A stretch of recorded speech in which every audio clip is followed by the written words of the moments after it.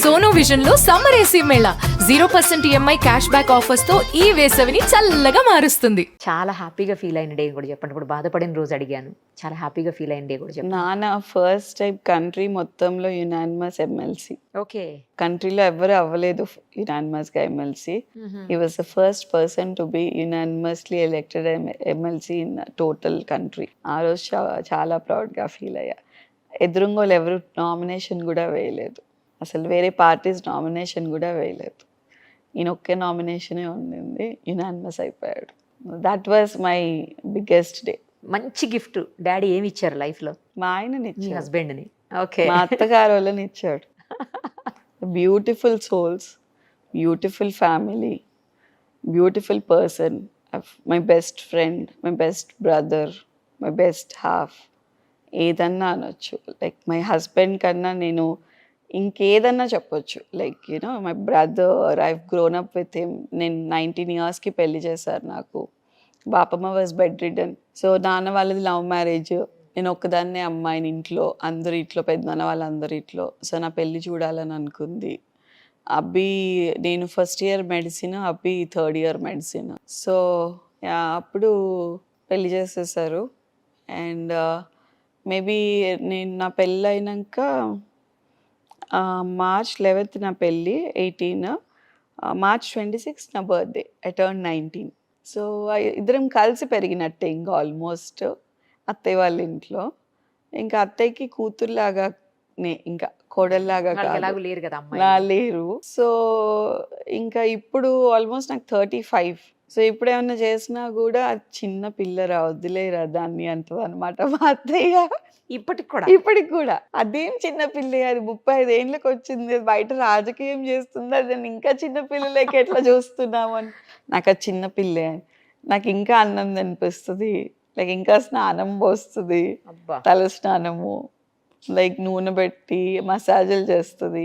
Like నేను వెళ్ళే వరకు ఒక 10 చీరలు రెడీగా ఉంటాయి అన్నమాట. ఏం కావాలి బిడ్డ, ఏది తీసుకుంటావు అని. షీస్ ఎ స్వీట్ హార్ట్ అండి. నేను ఒక పాడ్కాస్ట్ కూడా చేశాను యూట్యూబ్లో. అంటే ఒక తల్లి కూడా చేస్తుందో లేదో నాకు తెలీదు.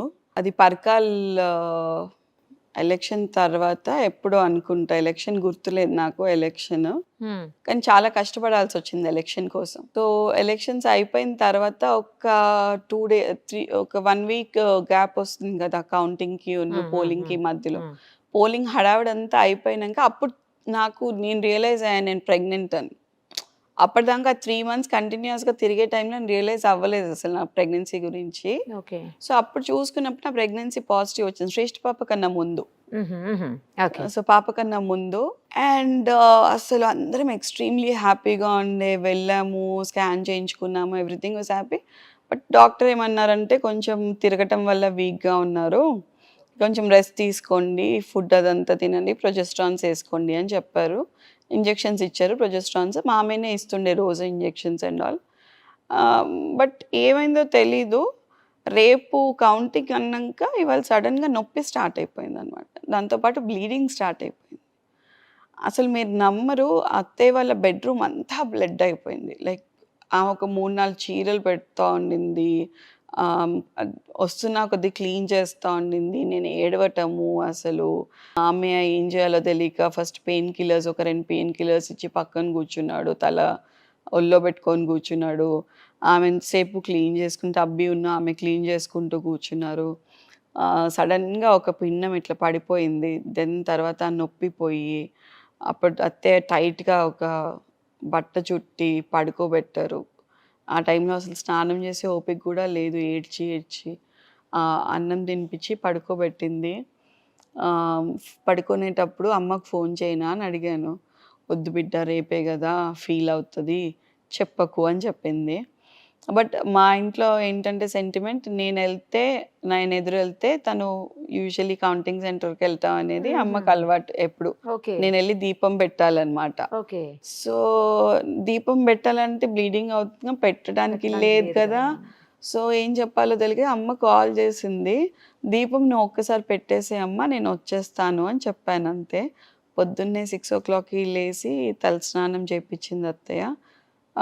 చేపించి ఏం చెప్పకు బిడ్డ, ఇప్పుడు ఏం చెప్పకు, ఇంటికి వచ్చినాక చెప్తూ, ఏం మాట్లాడకు అని అనింది. అయితే దీపం గురించి అడిగినప్పుడు లేదమ్మా నేను నాన్ వెజ్ తిన్నాను, తలస్నానం చేయలేదు, వద్దు నిష్టగా ఉన్నావు, నువ్వు వెళ్ళేటప్పుడు నేను ఎదురొస్తాను కదా, హారతి పట్టుకొని ఎదురొస్తాను, పర్వాలేదు అని చెప్పాను.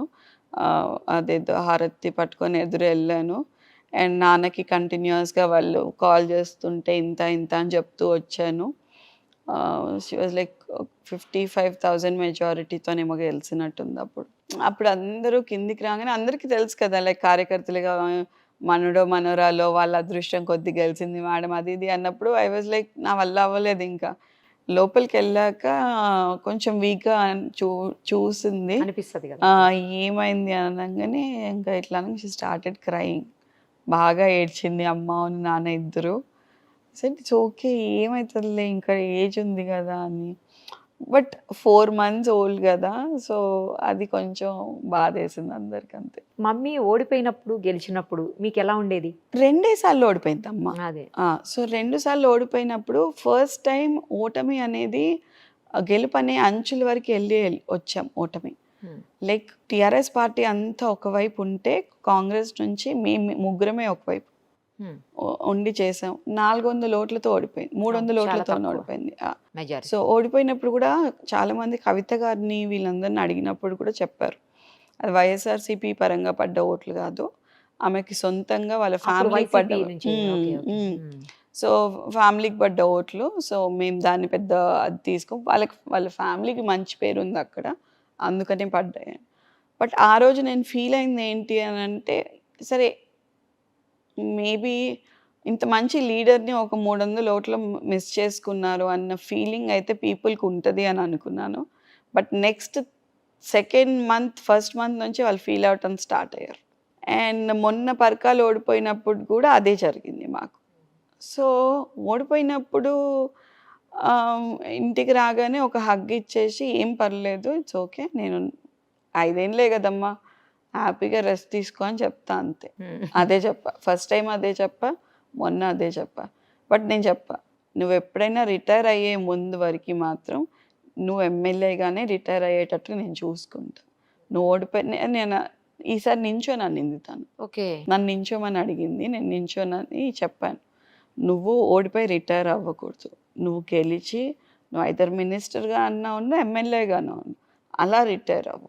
ఓకే, సో అంతేగాని నువ్వు ఓడిపోయి రిటైర్ అనేది సబ్జెక్టే లేదు ఇక్కడ, నేను ఒప్పుకునేదే లేదు.